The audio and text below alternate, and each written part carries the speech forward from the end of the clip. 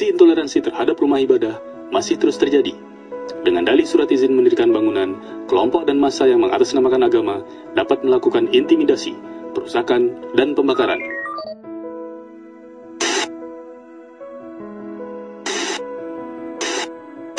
Pemirsa, hari ini terjadi lagi bom bunuh diri di Indonesia. Bom tersebut meledak di salah satu rumah ibadah di Solo.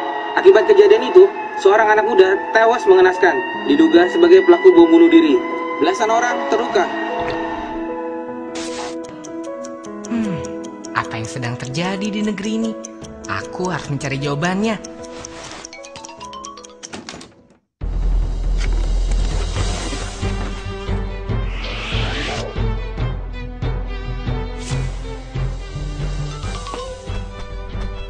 Halo, saya Tara Biru.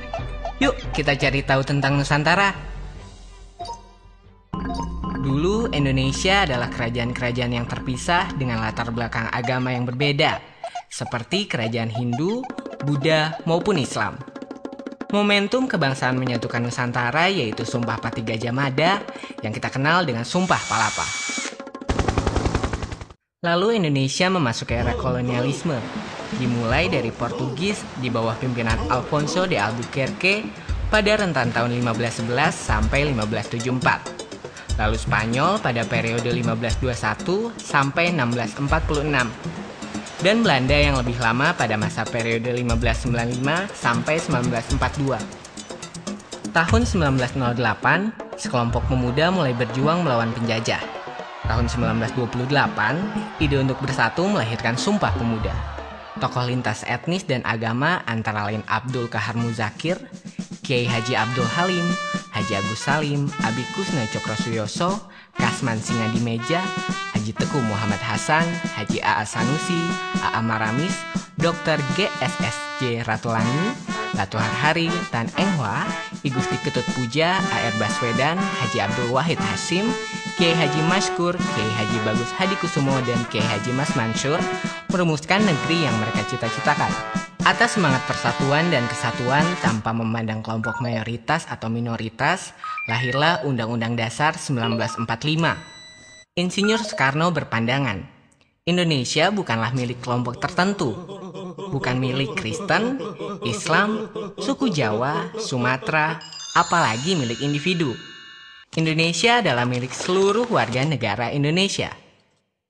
Proses lahirnya Undang-Undang Dasar 1945 tidak lepas dari sidang BPUPKI atau Badan Penyelidik Usaha Persiapan Kemerdekaan Indonesia yang dibentuk 29 April 1945. 22 Juni 1945, 38 anggota BPUPKI membentuk Panitia 9. Mereka adalah Insinyur Soekarno, Dr. Andes Muhammad Hatta, Mr. Ahmad Subarjo, Mr. Muhammad Yamin, Kiai Haji Wahid Hasim, Abdul Kahar Muzakir, Abikus Cokrosuyoso, Haji Agus Salim, dan Mr. A.A. Maramis.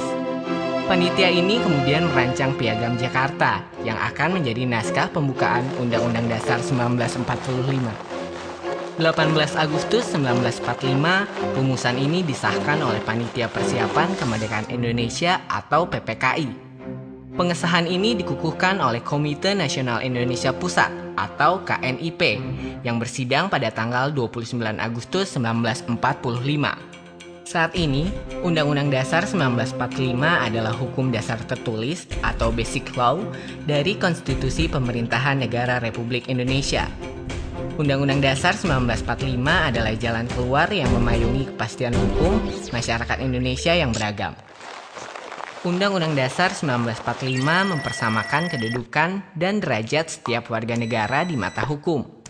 Hal ini sama dengan kewajiban umat Islam untuk memandang sama semua kelompok dan tidak memaksakan kehendak kepada mereka. Setelah diskusi panjang, para pendiri negara sepakat memilih Pancasila sebagai ideologi bangsa dengan mempertimbangkan Pancasila mewakili karakter bangsa Indonesia. Muhammad Yamin pada 29 Mei 1945 mengusulkan 5 asas. Peri kebangsaan, peri kemanusiaan, peri ketuhanan, peri kerakyatan, dan kesejahteraan rakyat. Lalu Supomo pada 31 Mei 1945 mengusulkan asas persatuan, keseimbangan lahir dan batin, kekeluargaan, keadilan rakyat, dan musyawarah. 1 Juni 1945, Insinyur Soekarno mengusulkan 5 asas Pancasila, yaitu nasionalisme dan kebangsaan Indonesia, internasionalisme dan perikemanusiaan, mufakat dan demokrasi, kesejahteraan sosial, serta ketuhanan yang Maha Esa. Kelima asas usulan Insinyur Soekarno ini jika diperas menjadi 3 sila, yaitu sosionasionalisme, sosiodemokrasi, serta ketuhanan yang berkebudayaan. Dan jika diperas menjadi 1 sila, yaitu gotong royong. Ini menggambarkan karakter bangsa Indonesia. Pancasila melahirkan sistem demokrasi terbaik bagi Indonesia yang memiliki keragaman kelompok masyarakat dan keyakinan beragama. Demokrasi Pancasila dapat menekan upaya kelompok-kelompok yang ingin menerapkan agama sebagai ideologi bangsa. Ketakwaan terhadap Tuhan tidak hanya sebatas ritual, tetapi juga bagaimana kita berakhlak baik kepada orang lain yang berbeda. Sila-sila dalam Pancasila itu sama dengan nilai-nilai dalam Islam. Sila pertama mengajarkan kita ketakwaan terhadap Tuhan. Kita selalu diawasi oleh Tuhan dalam segala perbuatan yang kita lakukan. Sila kedua mengajarkan kita untuk adil, disiplin, dan beradab. Sila ketiga menahan kepentingan diri sendiri maupun golongan dengan lebih mengedepankan kepentingan bangsa. Sila keempat memberikan kepercayaan kepada wakil-wakil kita, yaitu memberikan kekuasaan kepada mereka untuk mengatur dan menjalankan negara serta pemerintahan melalui penerapan nilai-nilai yang pro kepentingan masyarakat. Sila kelima merupakan output dari seluruh nilai kebaikan, yaitu dapat menciptakan keadilan sosial bagi seluruh rakyat Indonesia. Keanekaragaman adalah ketentuan dan anugerah yang diberikan Allah Subhanahu wa Ta'ala. Ini sesuai dengan karakter Islam sebagai agama rahmatan lil alamin, menyebarkan kebaikan untuk seluruh alam. Perwujudan keanekaragaman inilah yang terwakili dalam slogan Bhinneka Tunggal Ika. Kawan-kawan, perpecahan mengancam bangsa kita. Eksistensi Islam tumbuh dan terus berkembang hingga kini karena Islam menyesuaikan dengan kondisi yang ada pada setiap negara. Syariat Islam tidak bertujuan mendirikan negara Islam, melainkan bagaimana kita membangun sebuah negara dengan menjalankan nilai-nilai Islami yang syarat akan kebaikan. Jika sekelompok orang ingin mengganti konstitusi hukum kita dengan syariat Islam, itu bukan jalan keluar yang bijak bagi Indonesia yang heterogen.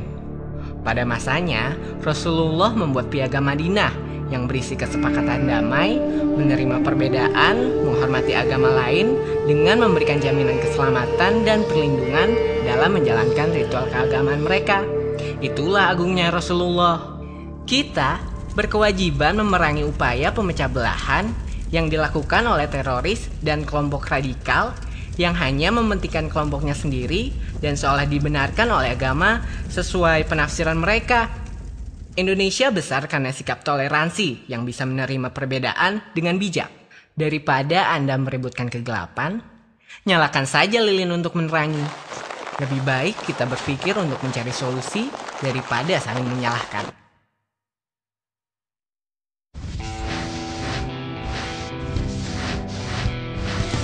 Sekarang kita masih dijajah oleh diri kita sendiri.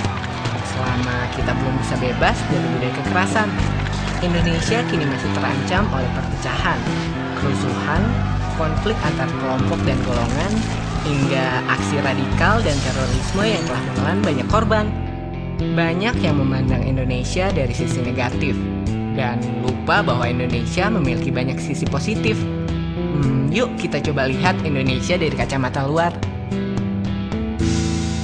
9 Juli 2011, sebanyak 5.100 warga Amerika, Peru, Argentina, dan negara-negara lainnya berkumpul di Monumen Nasional Washington, Amerika. Mereka peserta pemecah rekor dunia dengan pemain angklung terbanyak di dunia yang dipimpin seniman angklung Indonesia, Daeng Ujo. Saat ini, angklung mendapat pengakuan oleh UNESCO sebagai warisan dunia. Nah, komposer terkenal Ben McCreary yang pernah menjadi komposer dari soundtrack TV Battlestar Galactica menggunakan alat musik gamelan sebagai pengisi suara untuk video game Socom 4. Seorang pria dari London, Matthew Cohen, mempelajari wayang dan menjadi dalang yang cukup handal. Ia mengajari mahasiswanya di London dengan mata kuliah khusus pewayangan. Kita sering bangga dengan budaya-budaya luar, film Hollywood atau tren busana Prancis, tetapi lupa dengan kebudayaan sendiri. Sementara budaya nasional sedang menjadi tren yang berkembang di kalangan dunia. Salah satunya batik, yang telah diakui UNESCO sebagai warisan dunia asli dari Indonesia. Selain kekayaan budaya yang membanggakan, sejumlah anak bangsa mengharumkan nama bangsa dengan prestasi dan karya-karyanya. Mau tahu siapa mereka? Tim pelajar Indonesia menjuarai Olimpiade Fisika di Kroasia tahun 2010. Joni Setiawan, dokter Rerum Naturalium bersama timnya menemukan planet terbaru yang diberi nama TW-Hyabe.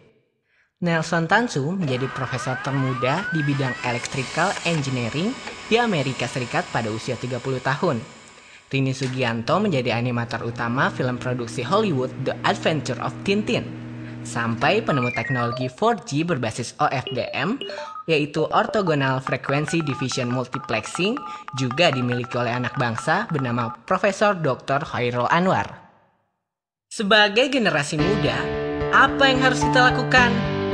Ya, kita harus berprestasi dan menghargai perbedaan. Dengan melihat Indonesia dari kacamata yang lebih luas, kita tidak hanya melihat keburukan yang ada di Indonesia saja. Nilai-nilai Islam adalah perekat universal. Itulah yang dinamakan nilai-nilai Islam dengan semangat keindonesiaan. Tongkat estafet perjuangan sekarang berada di tangan kalian. Jihad masa kini adalah menghilangkan budaya kekerasan, mempertahankan persatuan dan kesatuan bangsa, meningkatkan kompetensi masyarakat melalui perbaikan mutu pendidikan, kesejahteraan, perekonomian, maupun hubungan sosial. Jangan mau terjebak dengan kefanatikan golongan atau kelompok tertentu yang membutakan hati dan meremehkan orang lain.